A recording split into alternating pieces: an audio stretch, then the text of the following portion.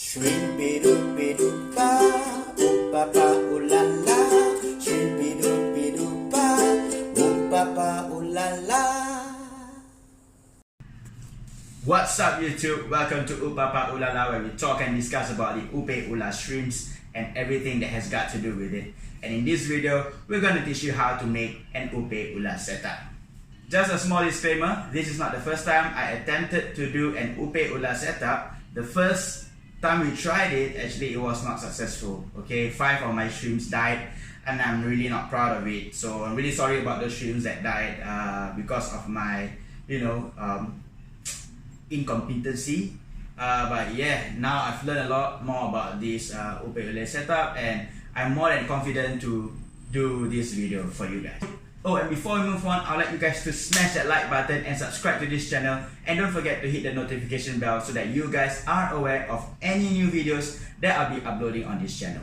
Alright, so just to give you an idea, the Opae Ula setup actually requires a few steps, and I'm gonna break this video down into various simple steps so that you guys can follow through with it. All these steps can actually be done independently, so you don't have to do everything in one day. And yeah, so you guys can really take your time to do each and every step on its own. And at the end of it, just come together and put everything together into an Opae Ula setup. So without further ado, let's just get down to the setup tutorial. Let's go! Okay, so step number 1 is how to create a brackish water. So in the last video, I explained that this Opae Ula actually survives in brackish water, which is in between of fresh water and salt water. And how do we know how exactly or how salty the water needs to be? We use something called a hydrometer. So to set up the brackish water, this is what you guys need. Okay, so first up, 3 liters of distilled drinking water. You guys need to get some mineral salts. What I have here is the red sea salt. Yeah, kind of like a small container for you guys to mix up the water and the mineral salt. You guys need a funnel, and of course the hydrometer to measure how much saltiness that you need in the water, or what we call salinity. Let's do this. Alright, so the first step, we are adding 3 liters of distilled drinking water into a container. Alright, I'm only doing 3 liters because that is as much as I need for my setup. So yeah, 3 liters of distilled water.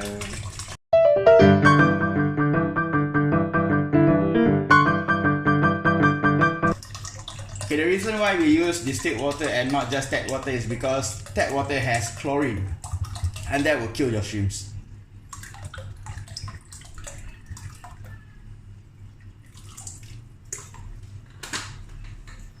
Alright, done. Alright, so from what I actually learned is that for 3 liters of distilled water, you guys need about 23 milliliters of red sea salt. So what I have here is a measuring spoon like this. Okay, it's 1 tablespoon, and 1 tablespoon is supposed to give you 20 milliliters of red sea salt. So we put that in there. I don't want to add further sea salt, even though from what I calculated is 23 ml, but let's just put 20 first, mix it up, check with the hydrometer, and then see how we want to, kind of like add more salt into it. Here I'm mixing the salt into the water. Yeah, mixing the salt into the water. Alright, so after mixing the red sea salt into the water, it's now our turn to test the salinity of the water. Let's go.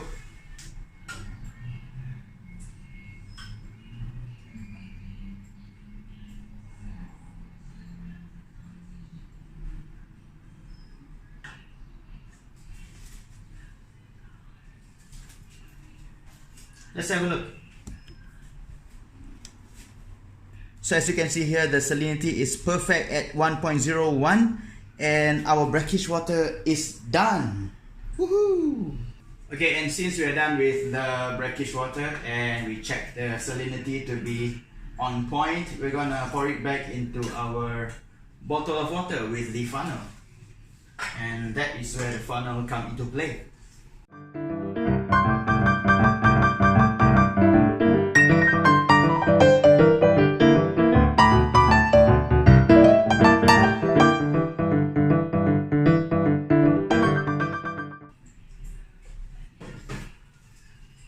so that is step 1, which is to prepare your brackish water.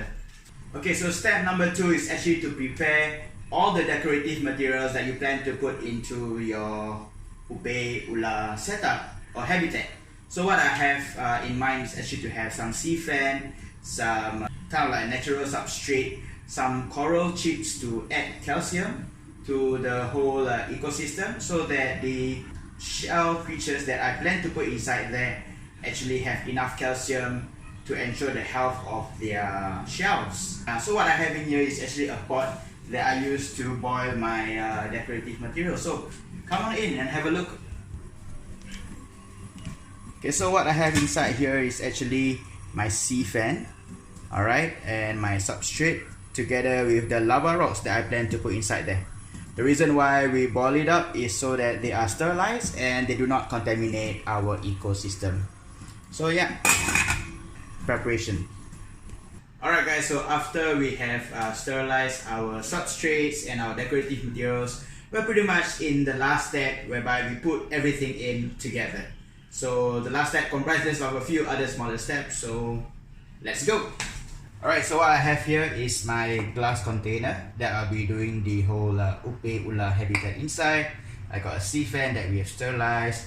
I've got a nice small little lava rock here that I've prepared to add as a centerpiece, and my substrate has already been sterilized and filtered or sieved so that the water is all out of the way.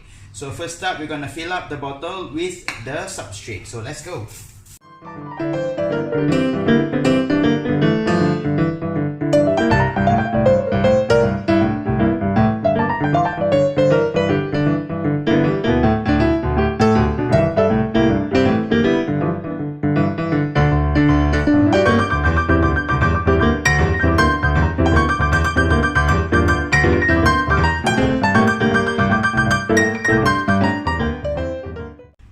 So after I added the substrate, is now to put in the sea fan. So for this sea fan, actually it was much bigger, but to fit into the container, I kind of like have an imaginary trace and cut off the areas that are too huge for it. So now that it can fit, let's pop it in there.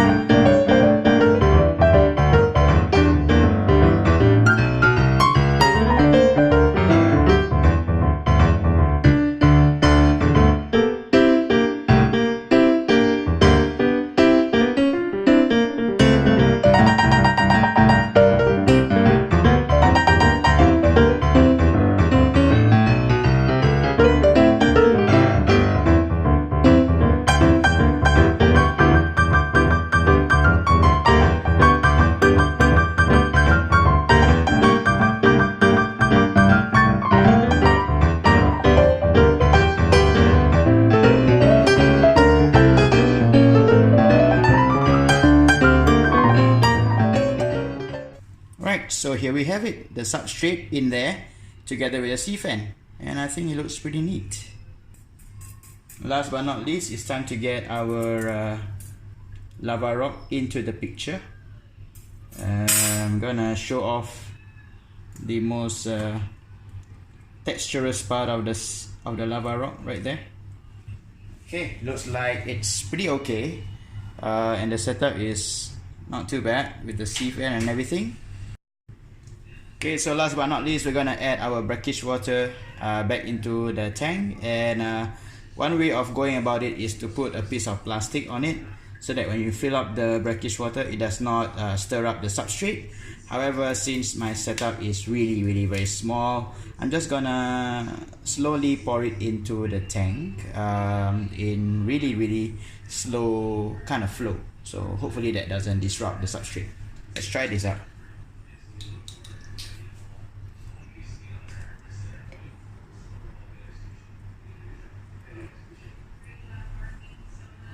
So lucky me, I have the lava rock over there to act as a buffer, so that when I pour it directly onto the lava rock, it acts as something to prevent the agitation on the substrate. So that I have a nice clear looking tank once I'm done with pouring in the brackish water. There we go. Alright, so here we are with our final setup. So as you can see, it's a little bit cloudy, so I'm gonna let it rest for a couple of days for the debris to kind of like settle down and the water to be clear. I'm gonna let this setup cycle for about a week or two. Alright, let some algae form in the ecosphere, and so that it has enough food for the shrimps to eat. So I will update you guys in the next video, and don't forget to hit the like button and also subscribe to this channel, and of course hit the notification bell to be notified of future videos uploaded on this channel. And yeah, I can't wait for the setup to be ready for the shrimps to be introduced, and I'll update you guys in the next video. See ya. Alright, so here's a shrimp update. Okay, so what I did here is I put the current setup and also the new setup that I did side by side. And if you look at my previous setup, I used to have a lava rock that is covered with Java moss, and I actually removed the Java moss from the rock because from what I read is that the Java moss does not survive well in brackish water, and that even though it doesn't look like it died off very early when I put in there, it will actually eventually die off and give off ammonia, which is bad for the shrimp. So before my shrimp get stressed up with all the added ammonia into the whole ecosystem, I removed the Java moss. And yep, that's the current update. So I really can't wait to see the other shrimp tank get cycled and ready for shrimps. But yep, we'll be updating you guys very soon on that once it's cycled fully. So see ya.